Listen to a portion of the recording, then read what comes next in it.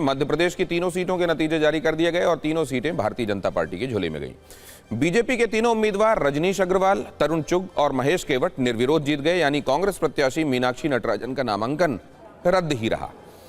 कल कांग्रेस ने चुनाव आयोग से मांग की थी कि मीनाक्षी नटराजन का नामांकन रद्द न किया जाए, लेकिन चुनाव आयोग ने कांग्रेस की मांग को माना नहीं। आज कांग्रेस इस मुद्दे पर सुप्रीम कोर्ट भी गई, लेकिन तात्कालिक राहत नहीं मिली।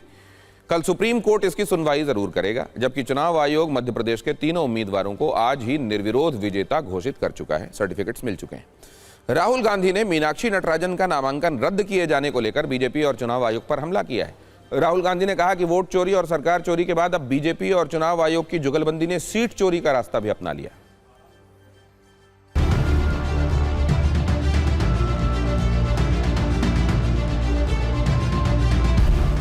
शुद्ध रूप से ये हमारी सीट चुराई हुई है इन्होंने।